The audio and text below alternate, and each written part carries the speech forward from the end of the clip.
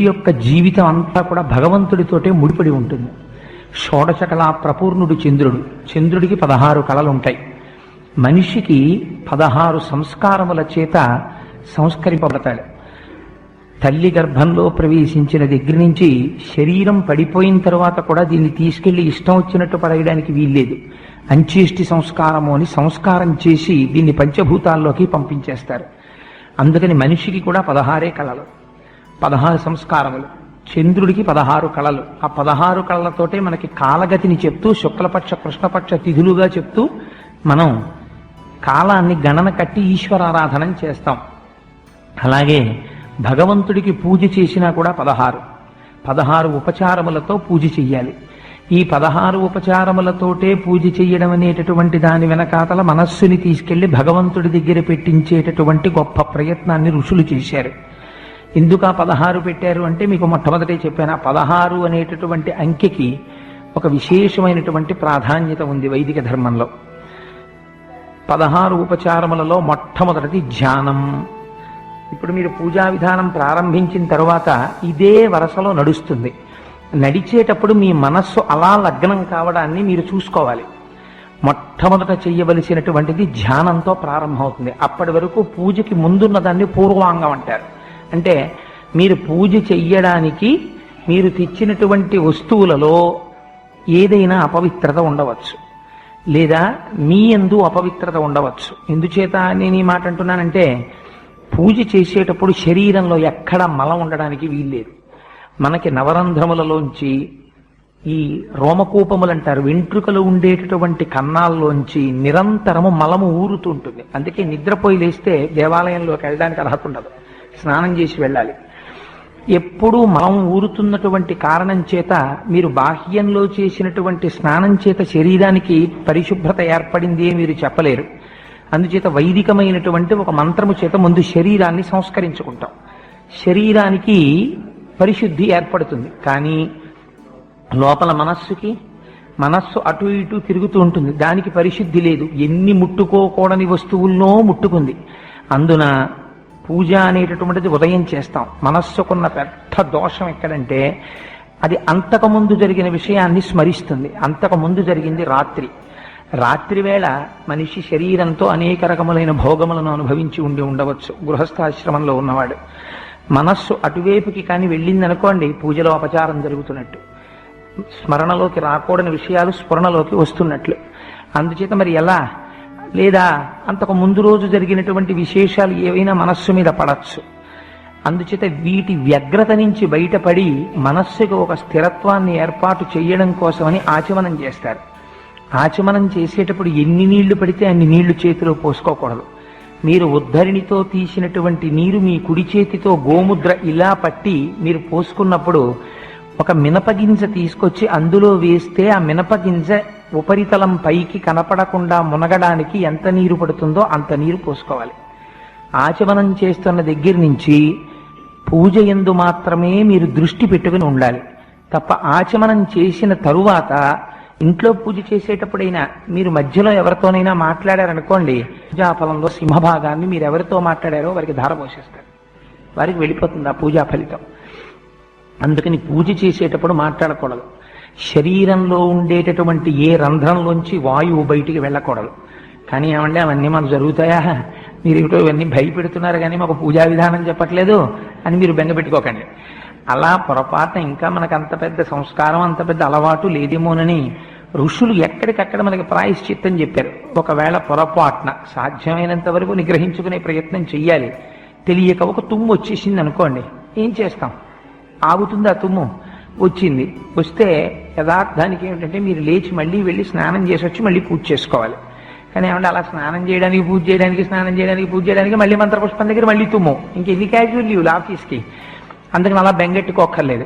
ఒక్కసారి మీరు చేస్తున్నటువంటి పూజ ఎక్కడ ఫుల్ స్టాప్ ఉంటుందో అక్కడ ఆపి మీ కుడి చేతిని తీసి ఒక్కసారి కుడి చెవి మీద వేసుకుని ఒక్క క్షణం ఆగి మళ్ళీ పూజ చేసుకుంటే మీరు గంగా నదిలో స్నానం చేసి మళ్ళీ పూజ ప్రారంభం చేసినట్టు. అందుచేత దాని ఎందుకు దోషం ఉండదు. కానీ సాధ్యమైనంత వరకు మాట్లాడకూడదు ఎవరితోటి. ఇంకా ఏదో మరీ తప్పకపోతే ఈశ్వరుడికి ఒక క్షమార్పణ చెప్పి మాట్లాడచ్చు. అందుకే పూజ చేసుకునేటప్పుడు ఇంట్లో వాళ్ళకు కూడా ఒక అలవాటు ఉండాలి. వాళ్ళు కూడా పలకరించకూడదు.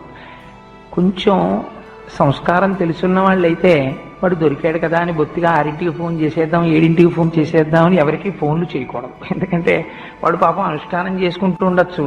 ఆ టైంలో ఫోన్ చేస్తే పూజ చేసుకుంటున్నాడు ఎన్ని మాటలు చెప్తారు ఇంట్లో వాళ్ళు.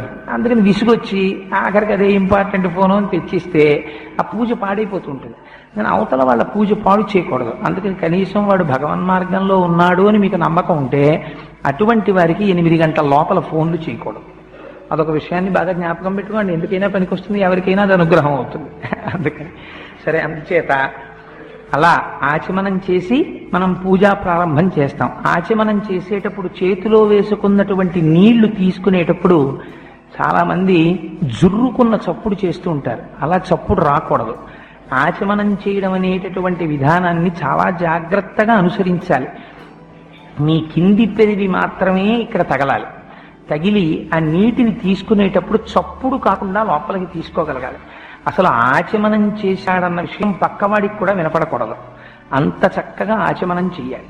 చేసి ప్రారంభం చేసుకోవాలి పూజని. సరే, మొదట్లో అలవాటు ఉండదనుకోండి, అలా తీసుకోకపోతే కారిపోతాయి కానీ నోట్లోకి వెళ్ళవు. అందుకని మొదట్లో కొంచెం చప్పుడు రావచ్చు. నేను ఇవాళే మీ అందరూ 100% పర్ఫెక్షన్లోకి వెళ్ళాలన్న భావనతో ఈ పూజా విధానం చేయించట్లేదు. ఇది ఒక ప్రారంభం జరగాలి అని అంతే. అందుకే ఎక్కడ ఇబ్బంది లేకుండా శ్లోకాలతో పూజను తీసుకొచ్చాం. అది మీకు రాను బాగా అలవాటైంది అనుకోండి, శ్రీ సూక్త పురుష సూక్తాల్లోకి మీరు ఇంప్రూవ్ చేసుకోవచ్చు దాన్ని. ఇప్పుడు ప్రస్తుతం శ్లోకాలతో ఆవాహన 16 ఉపచారములు చేస్తున్నాం. మీకు బాగా వచ్చిన తర్వాత ఈ శ్లోకాలని అలా ఉంచుకుని దాని మీదకి సహస్రశీర్ష పురుష సహస్రాక్ష సహస్రపాత్ అని పురుష సూక్తంలోంచి మొదటి మంత్రాన్ని, హిరణ్యవర్ణాం హరిణీం సువర్ణ రజతస్రజాం అని శ్రీ సూక్తంలోంచి మొదటి మంత్రాన్ని కలిపి చెప్పుకుని శ్లోకం చెప్పుకుని అప్పుడు ధ్యానం చేసుకోవచ్చు.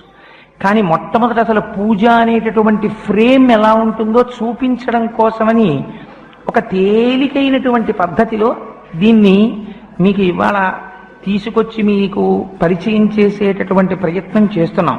కానీ దీన్ని మీరు ఎలా కావాలంటే అలా పెంచుకోవచ్చు. ఎక్కడెక్కడ ఎలా పెంచుకోవచ్చో ఎలా తగ్గించుకోవచ్చో నేను మీకు చెప్తాను.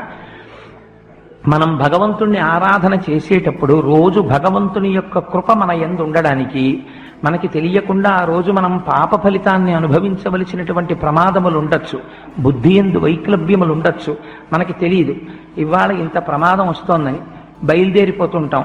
భగవంతుణ్ణి మీరు 16 ఉపచారములతో పూజ చేసి బయలుదేరారనుకోండి, అది మీకు మీ ఇంట్లో వాళ్ళకి రక్ష.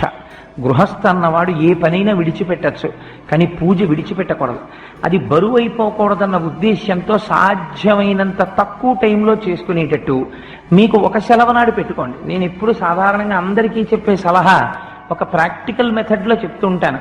మీరు బాగా పూజ చేయండి. నేను ఎప్పుడు ఎవరికీ సలహా చెప్పను. మీరు రోజు 20 నిమిషాల కన్నా పూజ చేయకండి అని చెప్తుంటాను. కొంతమంది నన్ను విమర్శ చేస్తుంటారు, అదేంటంటే అలా చెప్తుంటారు ఆయన. నేను రోజు మీరు 2 గంటలు పూజ చేసుకోండి అని చెప్పాను అనుకోండి, నేను ఒక యథార్థమైన మాట చెప్తున్నాను, మీకు తెల్లవారుతోందంటే భయం పట్టుకుంటుంది. అమ్మ బాబోయ్ అంత పూజ చెయ్యాలి, టైం లేదు అని ఏదో ఒక పని ఉంటుంది. అలా కాకుండా మీరు స్వల్పమైన పూజ, వైదికంగా పరిపూర్ణత్వం ఉండే పూజ అలవాటు చేసుకున్నారనుకోండి, మీ పూజ మీకు బరువు అనిపించదు. మీరు హాయిగా పూజ చేసుకుని వచ్చేస్తారు. ఒక్కరోజు మీరు ఎంచుకోండి, ఏదో ఒక రోజు నేను ఒక శనివారం నాడు ఇలా పూజ చేసుకుంటాను, లేదు ఒక సోమవారం నాడు చేస్తూ ఉంటాను, లేదు ఒక ఆదివారం నాడు చేస్తాను. ఆ రోజు నియమం పెట్టేసుకోండి, నేను ఈ రోజు విశేషార్చన చేస్తాను అని నియమం పెట్టుకుంటే ఒకే ఒక్కరోజు, ఆ ఒక్కరోజు చేయడానికి మీ మనస్సు ఉరకలు వేస్తుంది. ఇవాళ నేను విశేషార్చన చేస్తాను అని అదే పూజ ఎక్స్పాండ్ అవుతుందంటే అదే పూజా విధానం, కొత్తగా మీరేం చేయక్కర్లే. కానీ అలా ఎలా పెరుగుతుందో మీకు ఎక్కడికక్కడ చూపిస్తూ ఉపచారములు మనం చేస్తాం శాస్త్రంలో. అవి మీ మనస్సుని తీసుకెళ్లి భగవంతుడి దగ్గర నిలబెట్టడం కోసమని ఉపయోగించాలి. అంతేకాని వాటిని మీరు యాంత్రికంగా చేసేసారనుకోండి షోడశోపచారాలని, దానికి అర్థం ఉండదు ఆ పూజకి. అది నడుస్తుందేమో కానీ మీ మనస్సు అక్కడ నిలబడదు. నిలబడ్డం కోసమే షోడశోపచారాలు. షోడశోపచారములు అంటే మీరు ఒక్కసారి జాగ్రత్తగా అర్థం చేసుకోండి, మీకు అర్థమైపోతుంది.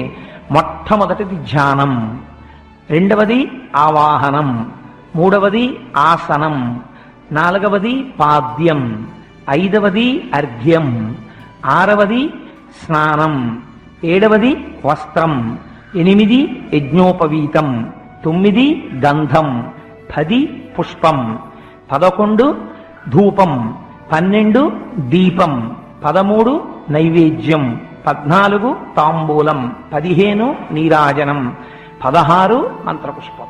మీరు ఒకటి పూజ దగ్గర మొదలెట్టినప్పుడు బాగా జ్ఞాపకం పెట్టుకోండి. మీరు పూజ పూర్వాంగంలో ప్రారంభం చేసినప్పుడు అక్కడ ఉన్నవాడు భగవానుడు, నేను ఆరాధకుణ్ణి మొదలు పెడతారు.